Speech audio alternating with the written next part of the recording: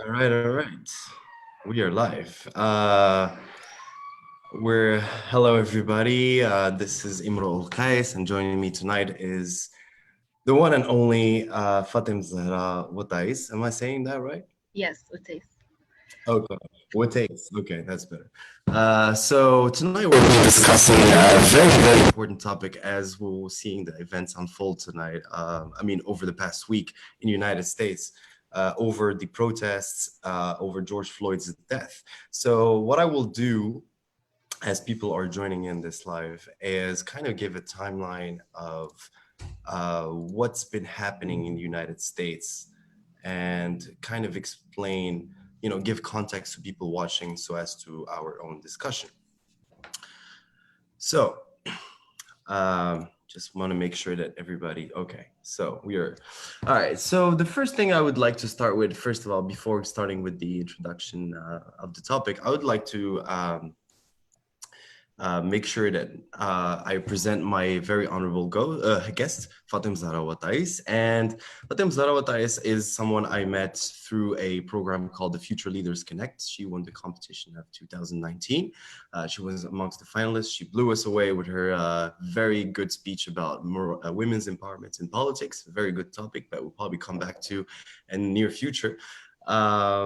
And I still think it's relevant to now too. And secondly, she's also a member of the New Narratives program, and she's also a master facilitator at the British Council Young Med Voices. Perhaps you could tell us a little bit of these programs so people out there know what's going on about it. Okay, so these are different programs. They all have their own niche, let's say. Future Leaders Connect is actually bringing young people together who are interested in changing the world using policy making. And spent 2 weeks in the UK. We had access to different institutions like the UK Parliament. And I feel like we've been extremely lucky this year because we went into the parliament during the whole Brexit situation. So we kind of had like a hands-on experience to what was going on with the MPs and everything. So yeah, that was that. In terms of my project, I'm working on facilitating access to women to leadership positions and to politics. That's about Future Leaders Connect for young Mediterranean. Yes. Yeah, I was actually going to ask you, just go ahead. Young Med Voices, what does a master facilitator mean? Basically, a master facilitator is somebody who's supervising what the peer facilitators do. And the peer facilitators, they deliver the trainings regarding debate and vocational skills. So my mission is to supervise this work to ensure that everything's done the way it should be done. And also, there's another side to this mission, which is that we need to start producing policy memorandums, or policy papers, starting from all the information that are generated from the debates.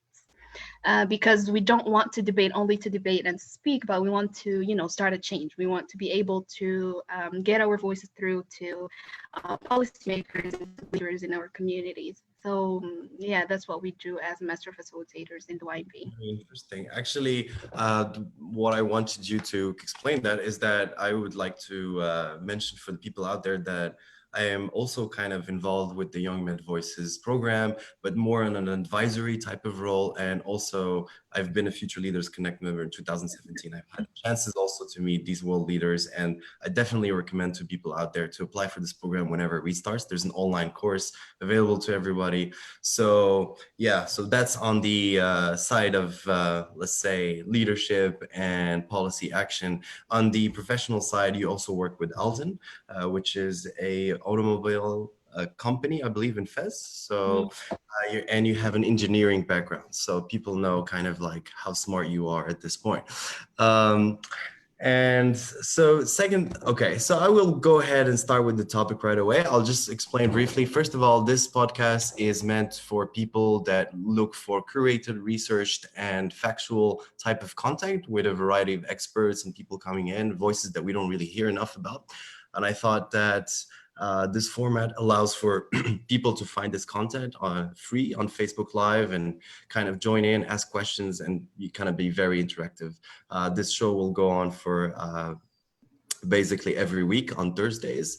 And yeah, we'll see how things go on from here. So secondly, I want to go ahead and kind of explain just the timeline of events that happened in the United States recently as we see this unrest unfold, and the world is watching social media and saying, what is going on? Is this sort of a civil war going on in the United States, or what is it? So basically, I think there was a sort of a buildup, and I wouldn't really start in the last week or the last month. I would go all the way back to maybe a year or two or so. And I think there are a bunch of pages on Facebook, on social media in general, that have been publishing videos of basically policemen being very brutal with mostly African-American men and in some cases women. And I've been following these pages for a little while, and I think that what's happening now is sort of a build-up starting from there. And then, of course, there are a more recent event, which it started with about a week ago, or actually a little bit more than a week ago. It was a video of this woman called Amy Cooper. She's a white American who was basically walking her dog in Central Park. And and the video basically starts with a person taking a video of her shouting, saying that she feels threatened. So just to give you context, basically the guy was trying to say that she should put her dog on leash because that is a bird watching area, and therefore she didn't have the right to actually put her dog there, to leave her dog unleashed there, I mean. And so what happened is that he started taking a video of her threatening him, and she explicitly said, "You are an I'm gonna call the police and say that I'm being harassed by an African American." And she kept repeating that as if she was holding a sort of Damocles over him. And the point of that video was that, like, this woman knew and represented this sort of structural racism and fear of policing and cops, even within a city as liberal as New York City. So that started the first incident. And then the second incident, of course, that is basically now known all over the US, all over the world, is George Floyd's kind of death under the knee of the policemen, and those policemen getting away with that murder. Of course, now they've been charged, but however, people felt like that was kind of the thing that tipped things over. And so ever since, there's been a protest in every major city in the United States. I have some estimate that put it up to 150 cities across the United States. The official kind of count by the media is 140. And what we're seeing is a lot of protest, for the most part, peaceful. In some cases, they turn violent, and in some cases, there's been looting of stores and kind of an anarchy going on. Of course, I will just end this brief context presentation by saying that Trump has not been helpful in this situation, putting even more divisiveness on the issue, tweeting something like, "When the looting starts, the shooting starts." And we all know that clearly First Amendment kind of a violation if you're trying to incite fear. Of course, there's this big hiccup with him and Twitter and all that, what's going on, and then Facebook kind of giving him a lenient way. So there's many complex issues in what's unfolding, and we'll try to, in this conversation, kind of dissect it, analyze it, and give our humble points of view about that. So basically, my question is, and to the point, Fatima, Zahra, what do you make of all these events? How do you see it? What's your take on it? Okay. I'm first of all, I'm extremely excited to speak about this with you because it's a topic that I feel like I relate to in a sense, and I've been closely following it forever. I mean, even before the movement of Black Lives Matter in 2013. And for everybody who's been watching the events and how they unfold and how they develop over the years, be it regarding this discrimination or the police brutality of Black people and so on, this was something that we expected. This was something that we knew is going to happen. It was just a matter of time, like when and how is it going to happen. And this is not the very first time, of course. with the whole civil movements, the civil rights movement back in the 60s, there were like so many large-scale protests. I don't want to call them riots because that incriminates the protesters, but protests that were very big. And we're speaking about Rodney King, Harlem Riot, and all of those were in the 1960s, but they didn't get the coverage that these protests right now we're getting. And I think that that's due to two things: why these protests right now are getting this coverage, and why they're kind of they have like this ripple effect. They're not only an American issue anymore, but everybody's engaging in the conversation. Everybody's trying to know what's going on. Everybody's trying to take something out of it. I think mainly it's because of two things. The first one you already talked about. It's the leadership. The American leadership made it extremely obvious that it is racist and it doesn't really care about minorities, and it steps on everybody that gets on the way. I mean, it's an antagonistic leadership, and Trump in every time he makes a speech or every time he talks to the people, he makes it very obvious that he is the fan to the flames of racial violence.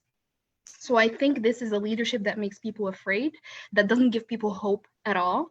And so they feel like they need to escalate in order for them to be heard, right? Second thing would be this whole situation of, lockdown and COVID-19 and everything. This is a time where there's that financial strain. People are extremely frustrated because they lost their jobs. They can't provide for their loved ones anymore. They don't have jobs anymore. And they are also available. They're home. They have nothing to do. They are on their phones all the time. So whenever news that drop out, they follow it immediately. They know all the developments and how things unfold almost immediately. Was a little bit off in the last two sentences. You said they were home, not doing anything. Could you carry on from there? Yeah, I said they are on their phones a little bit more than normal life. They follow the news almost immediately as they drop out. And so, and also they're available to just go down the streets and speak about these things. So people are available. They don't have schools. They don't have work. So they are available to go down and actually protest this thing. So I think, yeah, these two things actually greatly contributed into these protests taking this magnitude and going global as they are right now. And actually, well, very good points, actually, of, the economic factor is definitely there. Like, as we know from the Bureau of Labor Statistics, as of last week, there were 40 million people in the United States filing for unemployment. Of course, the economic crisis is kind of hitting everywhere, but these levels of unemployment has not been seen in the United States specifically since the 1930s. And you're dealing with a sanitary crisis you haven't seen since the 1920s, basically 1918. And sort of a civil unrest or civil disobedience movement that hasn't been seen since, like you mentioned, the 1960s. So you got all these together, coupled with the fact that they have, like you said, leadership they're not looking towards or forward to. So it's kind of a cocktail. But to think of it this way is, I feel like there's another aspect that people are unemployed, people are watching these videos at home, but there's also the compiled effect that people look at certain corporations and economic entities and seeing how rich they're getting right now. Like, for example, Amazon increased its income Jeff Bezos apparently has made 454 billion, something close to that number, during this crisis. They're looking at the stock market that is rising and is not actually representing the actual reality of what they're living. And also, it's kind of been like they're down the list also in terms of health and in terms of this sanitary crisis. Black men are predominantly dying in higher numbers than let's say other social races in the United States.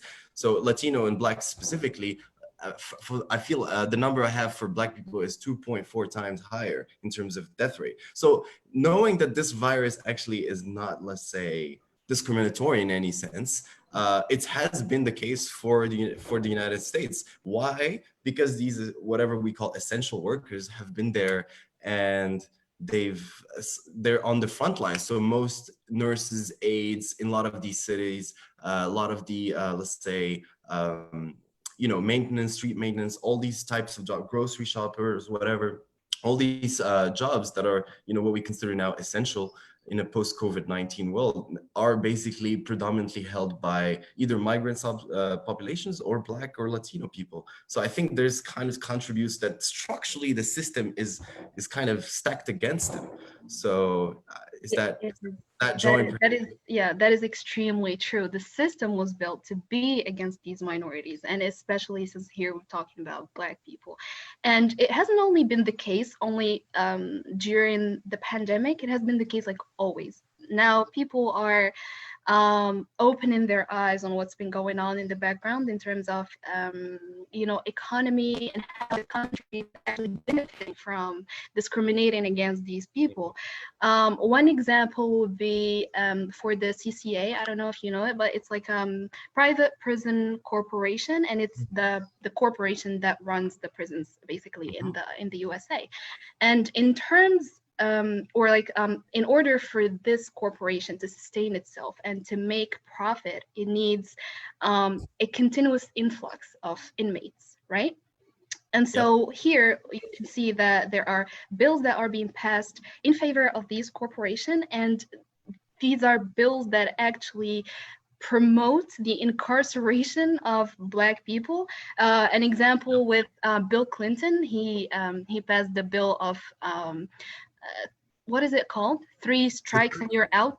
Yeah, third strike law. I think I'm not sure the law is called that, but that was So if you get something like that. That's how they exactly.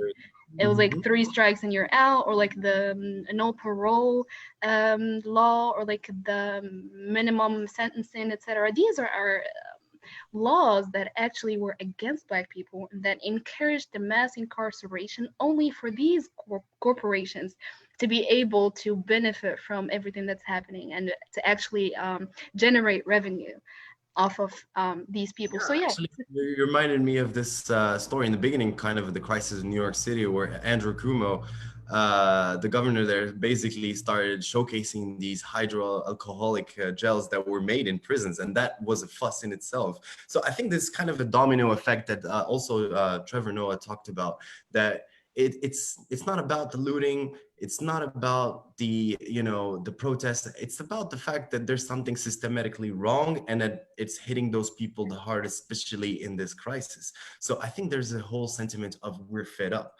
Not only that, I think that would it be I mean, I've read some statements, but would it be let's say exaggerating to see the United States now from a lens of a Middle Eastern country?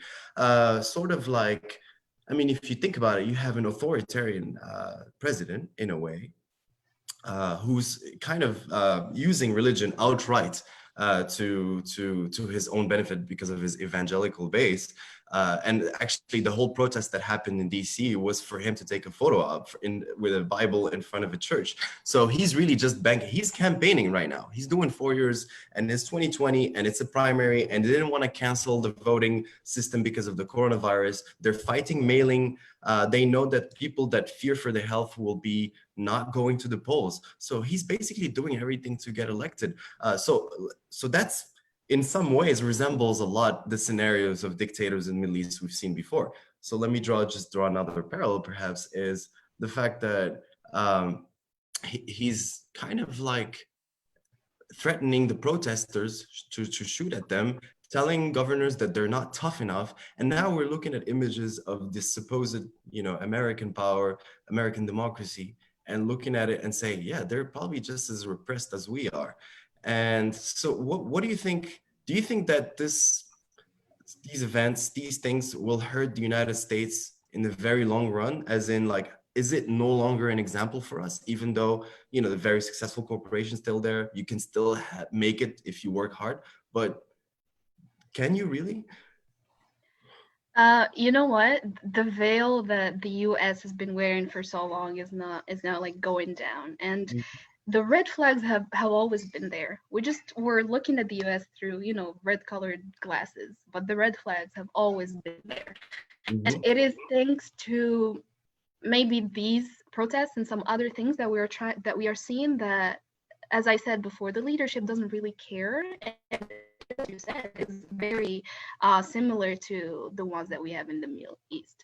It is based on religion, it is based on the oppression, it is based on discrimination, and it's only fair. I mean, the US in itself is based on violence. I mean, the Yeah, US, when is it it started on genocide, and definitely? it Yeah. started on the deportation of massive numbers of slaves.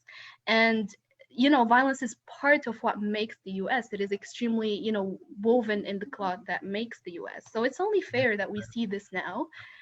And um, I feel like, I don't know, will things change? I'm not really sure, because with everything that's going on, and even with the administration of Obama, when he was coming to the last stages of his Mhm. administration, everybody was like, there is no way Trump is going to be elected because he doesn't stand for what we stand for. He's racist, he's this, he's that, and then he ended up being elected. Now he's showing people what he's capable of. He's shaming the governors, the mayors for not using violence against these protesters, but still, I'm not really sure. I can't say, you know, for sure whether people are going to change the way they look at America or not. What I know is that I feel like the power is a little bit shifting from the leadership to the people. Just governors and mayors to be No, able to say, could you please just repeat that? I believe you said that the power is shifting from the government to the people, or from the oh, or okay. you said? Yeah, I said that's what I said. I think the power is a little bit shifting from, Mm. the government to the people to a certain extent. Because just for these governors and mayors to say, no, we're not going to do what you asked us to do, and we're not going to perpetuate the violence that you want us to perpetuate against these protesters because they actually stand for something that we stand for too. I think that's a power stand in itself, and I think it Yeah. might be empowering to the protests. Well, I guess what I would say to that, I mean, given I guess what I know about the American system and the federalism, the checks and balances and all that, is that states always, it's a union at the end of the day. It's United States. So each state has its own sort of sovereignty. Of course, there's a federal system. They get money from the federal government, everything. So Trump has some leverage points in terms of campaigning for specific senators, House of Representatives, mayors, governors, and whatnot. Yeah. However, these states have held this power, and it is something that, let's just say that it's kind of coming up again, this federalist system again. So it's like these multi-layered types of government, and states have always, and states' rights is definitely a Republican issue.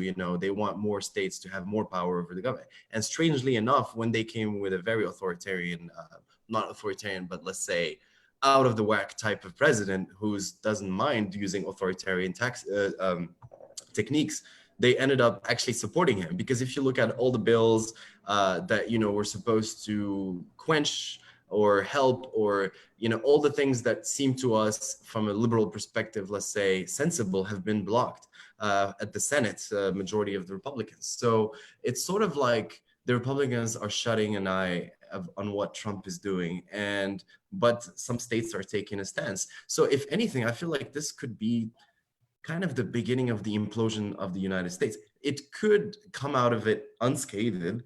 However, I do feel like it's many countries in one, and it will remain that way, and it's not going to be easy to get a consensus on it. On top of the fact that people now are just completely against the leadership, and like I feel like the pollings say that it's about around 55% of people that actually disapprove of Trump's handling of the crisis. Therefore, I do feel like this has been, I mean, I do join you in a way that people are getting some power, some leverage, because they're creating a sort of a protest, a chaos, especially within these times. But however, this has always been the case throughout history, like you've mentioned before. Again, there's been riots or so-called riots at that time, and protests on many different cities for many different killings in LA in the 1990s. And There were many shootings of like teenagers, and it's been compiling. All these things just kept on compiling, and there's just this fed up. And the best, why I draw this parallel between the Middle East and some Middle Eastern countries, and specifically for some reason Iraq, because I think it's kind of audacious to compare the United States to Iraq. It has been this case that, what were the components of the Arab Spring, let's say? It was like high unemployment, not so doing well economies, authoritarian regimes, kind of like speech is not that well sort of respected, even though that's kind of not the case in the United States. But you do feel like you're being stifled because the press is being hit by the police. So in that sense, they're attacking speech as well, and the over-religionization of politics. So if anything, United States now looks like sort of Iraq under Saddam. Of course, that's an exaggeration, but however, you have the very same components. So people looting, well, they're in the middle of economic crisis. They haven't had a checks. They don't have jobs. So it's normal for people to be looting. And that's just, it'll depend on the media you're looking at, and that's what they'll give you. Just since you brought up the looting, I feel like there were so many things that were that the media turned a blind eye to, and they started, dropping this whole looting situation on the backs of the protesters. At first, it started as something that was extremely justified. It started with Target, because Target was funding, the law enforcement or the police department in Minneapolis. So it was actually extremely justified. For me, it made sense that people actually wrecked Target. But then again, there are other people that hopped on the wagon and started serving their own agendas. And there were police officers and actually law enforcement officers that were looting too, and that were inciting, wreckage. And I so didn't actually see that. Well, it's not something you might see in the mainstream media, that's for sure. exactly. So thank God for social media outlets. It's really good. I mean, especially these videos have been filmed mostly from people's cell phones, and I'm talking about like police violence videos. In some cases, it's been the mandatory camera from the policeman, about to arrest someone. But a lot of these cases is mostly people, when we talked about last episode, the citizen journalists, the people that just go out there and post and share the information. So I guess, like social media, of course, has a role. It's kind of went viral. It's what you said earlier. People are kind of consuming this content more, and add up to it the economic crisis, and then you have a nice cocktail for protest. So I think that's really kind of how to break it down. Even though I do want to highlight that we do believe there's a consensus that this is a constitutional crisis in the United States, and that the American president right now does not know the Constitution reasonably, and does not know the limits of his power at this point. Hopefully the institutions, the checks and balances that I was taught in American high school will prevail at this point. And it's supposed to be done in a way that will prevail. So time will tell. But I think, in the midst of a coronavirus outbreak and crisis, people still going out there and protesting for something that matters over the long run is definitely something I respect and look forward to. And especially as it relates to our country, which kind of what I want to go from now. So what do you think, how do Moroccans perceive this? What do they think, except for the fact that, they're relating to the Moorish people, and they've suddenly discovered, oh, Moorish people, Black people in the United States pretending to be Moroccans. Yeah, well, we're not really going to discuss that, but perhaps you could tell me, how do you feel like it's perceived in Morocco? Is there any lessons to learn? And then we can perhaps talk about, the other race factors, let's say, in Morocco, if we can say so. Yeah. I've been paying very close attention to social media in the last couple of days, just to see how people are reacting to this thing.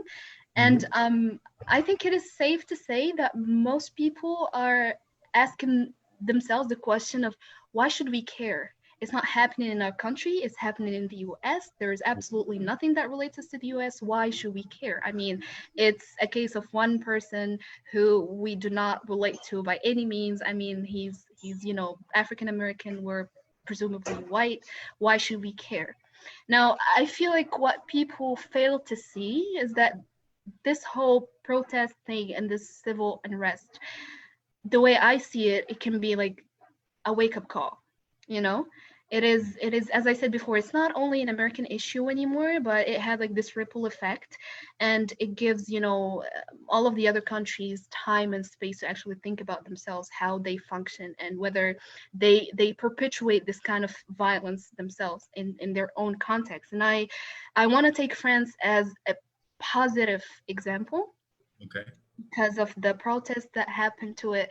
People didn't know who Adama was before. They didn't Well, know. let me just remind the people watching, just in case they don't know, even though it might not be the case of Moroccans, but there's been huge protests over similar racial issues in France, Justice pour Adama, and saying that police brutality with black populations in France. And it's like people are relating, okay, yeah, George Floyd is French too. So just to put things in context, go ahead. Yeah.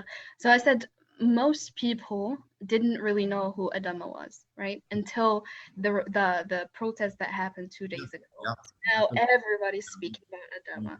And his family never stopped speaking about him since 2016. But then again, their voice was always, oppressed because nobody heard about the case. Nobody heard about what's going on up until 2 days ago, which I think is a direct result of what's happening in the US. This is like a direct link of how the situation in the US influenced the situation in France. There's also another example of Kenya. I don't know if you know about this kid, 13-year-old kid that was killed by police, and nobody knew what happened to the case up until the discussions that started today. Today, people started talking about, I guess the name is Yusuf. They started talking about Yusuf, what happened to him, and how is justice going to prevail, and how it is going to be carried on. And I think we should kind of, use that in our context. Maybe we don't have this type of, law enforcement violence towards Black people. I don't know. Maybe we do. Maybe we do not. But anyway, we should ask ourselves the question, and we should be able to, sit down and have that tough conversation of, is there any kind of discrimination in Morocco? And if so, how can we talk about it, and how can we actually stop it? Well, that's a very good point you brought there, and I think the conversation should definitely start now, more than, and then we can just take, the way we've learned how countries dealt with coronavirus and the type of measures they've done and how we kind of emulated that. I think it's the case for this issue as well. The fact that we have now, of course, the first generation of migrants from all over Africa coming to Morocco, and these people, for the most part, of course, the numbers are hazy. You don't really know if most of them want to stay or not. But for those who are staying, for those who got residency in Morocco, they will have kids here. They'll have a future here, jobs, whatnot. They'll be integrated in society. So I think as of now, the treatment of sub-Saharan Morocco is not stellar. It's not great. There are stories out there.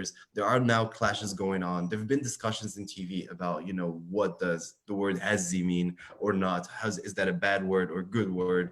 And I think the discussion is starting because people know in Morocco that we don't have the outright, let's say, KKK type of racism, but what we do have is a much more subtle, which can be more dangerous because people are not aware of it. People don't talk about it. And people who actually live through it might seem like outcasts bringing it up, or even as just someone who did not make it and therefore bringing up their skin color, saying that's the reason I didn't make it. So I think we still have to have this discussion. And I don't feel the racism in Morocco is sort of very subtle, very discreet, and I think we have to take it heads on so that we don't end up in this situation. So maybe our kids' generation won't have a racial, let's say, protest over the killing of maybe a Mamadou person whose father or mother were from another African country. And being the son of an African, I would say that as well. So I think, yeah, go ahead. Sorry to interrupt. Just mind you, the discrimination is not only against the African migrants, although I don't like to use Africans because we're Africans too. Yeah, we're African. But there's the connotation kind of for people to say African when dark black. So yeah. It's not only against African migrants, but it's also against people of color here in Morocco, the Moroccans themselves. And in order to have this conversation in the first place, I think we should go back a little bit, think about how it started, And personally, my own analysis of the situation, I think there are two, maybe three reasons why there Okay. is racism today in Morocco. Mhm. The first one must be the slave trade in the Middle Age, and also the, from the 1600s on, there was the era of Sultan Moulay Ismail, with the whole situation of, Abid al-Bukhari or Abid al-Jawad. Yes, yeah. I Who think that was actually a milestone. army of slaves who led the Alawite dynasty into power, Exactly. arguably. I think that's like a great milestone in terms of the history of slavery in Morocco.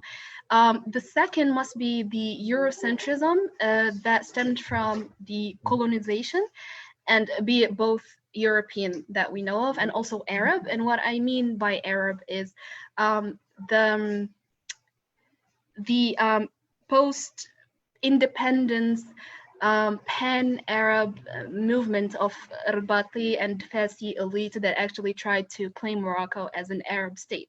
And that takes me to the third point, which is the Arabization. And I think that's extremely problematic because it's a systemic issue that kind of took us away from our African ethnicity, and that also helped in the ethnical instrumentalization of religion, to be a tool to divide us and, create this rupture between North Africa, as you said, and the rest of Africa. And that actually kind of Mhm. explains why there is discrimination towards African migrants, but not towards any other kind of migrants. Maybe Syrians. Syrians don't face any kind of discrimination here. Why? Because we feel like there's something binding us together.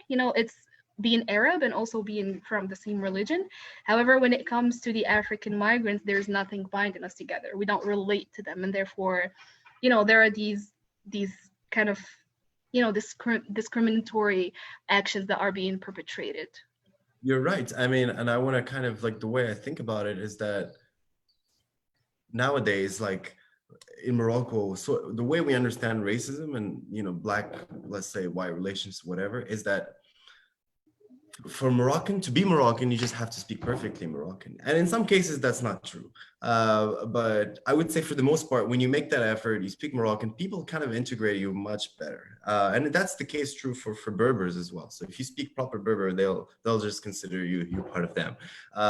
But and so the racism here is more so about like kind of having a different outside culture.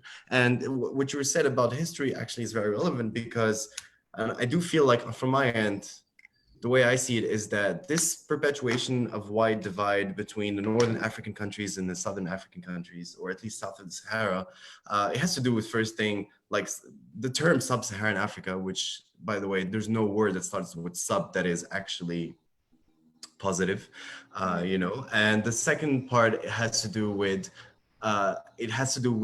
colonialism and neocolonialism. So they've installed this idea that they need to put patrons in, and then like having people under them, and there's also the slave trade and everything. I feel like Morocco's history in many ways is we don't really feel touched by this issue because it's no longer a major issue. It's not something that people complain about, let's say, on a daily basis. There's no over militarization of police and let's say over violence of police with people. However, what there is a social economic discrimination in some cases. So what we have is social economic racism, and we have in some cases it does relate to color. Some poor neighborhoods, I mean, this is a very personal opinion. It's not based on real data, and there's no such studies that have been done in Morocco that you have it sort of a racial lens on studies. But the poor neighborhood it is, the more likely people will be of a darker skin color. So, and I think that says something about Morocco racism, and it's something that has to be studied. Of course, there are books and resources out there, but we definitely have to have this conversation, and we have to have it with the sub-Saharan Africans as well. We need to see, especially given the policies of Morocco abroad, especially in Africa, then we need to think more in African terms rather than simply North African or Northwest African terms. Definitely.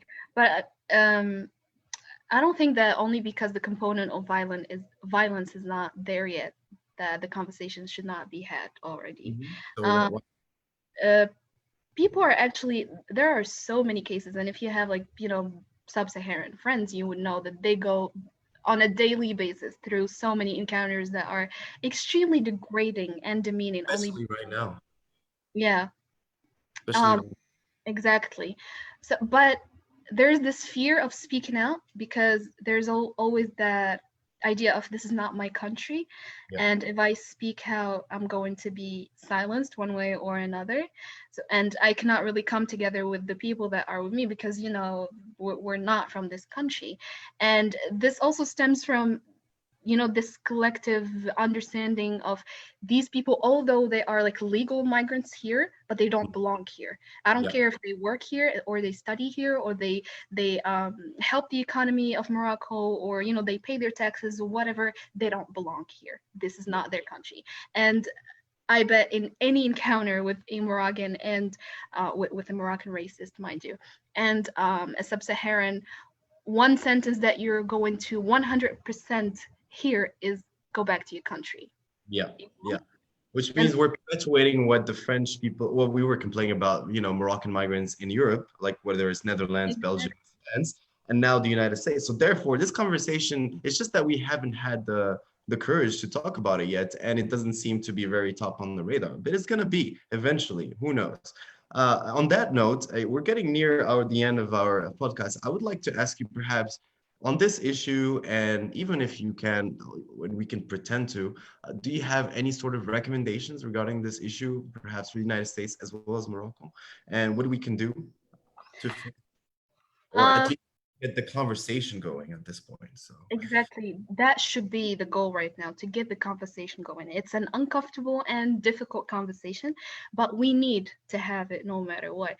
And I think this is where the grassroots initiatives come into play. We need people to be able to say, hey, we have a problem, let's talk about it, because that's a problem right now. People don't even recognize that whatever they're doing is racist or is discriminatory. So we need to, work with grassroots initiatives, with certain organizations, just to be able to let people understand that certain actions or certain words that are now just part of our language or vernacular are actually extremely hurtful and demeaning, So yeah, there's that. I would also like to say maybe change our history curriculum, things that we teach kids at school. that's where I join you. Like, I think we teach so little about Africa in general. We're kind of Eurocentric in our education, so curriculums definitely have to really be done Oh, in a yeah. way that actually showcases, for example, the Black Kings of Morocco that people don't know about, or the slavery history, as a matter of fact. And I'm not talking about just Black slavery. My mother is from Saleh. People might know that, but Saleh was definitely a rogue state at the time, and they've had to the point where they've had Irish and Icelandic slaves that generations after are actually now residents of the city of Saleh. So I think people just don't know this history, and I think we ought to teach it. We ought to teach all the African contributions, and there is certainly a sort of a political will from the Moroccan side to do this, but at Mhm. this point we need to move more towards an entertainment type of pop culture type of sort of wide distribution. So it's not just, okay, we talk about this issue, but we're like, yeah, this is cool. There's a lot of things in Africa going on. We could do this, we could go that, we could buy this, we could watch this movie, whatnot. So it becomes a much more mainstream, consumable type of medium, and move away from this, like we all know, this bad image of Africa as being, the poor, war-stricken type of continent. So I think for me, education is a key, and culture is alongside with that. And I would definitely have to go for something on a more institutional basis. I would say the training of policemen to deal with profiling, and yeah, kind of like get ahead of the curve and make Moroccan police kind of exemplary in that way. And So also maybe reinforce the criminal law, to condemn racist action. that's very much true. Yeah, Yeah, accountability for policemen. I don't think we have that good of a legal basis for that. I might need to research that, so I'm not really sure what is possible, what is not possible. But if I had to take a guess, I would say this probably not there. So exactly. Yeah. yeah, So so let me just check just in case we have any questions. And I want to thank everybody that has been watching us on this topic. I hope you enjoyed it. And I'm just looking at questions just in case if there's any question perhaps from the audience that I could answer. If not, then I guess I'll see you next Thursday. Fatim, Zahra, thank you very much for being here. Thank you for your insights. I really Thank you for appreciated having me. about this topic. I would love to have you again on this podcast and what I entitled Imru Talks. And the idea is that I'm no expert in anything, but at least I bring people that we pretend to be experts, and that's okay. I think we just need this sort of content nowadays. So thank you very much again. And yeah, see you guys next week. Bye bye. Thank you. Bye.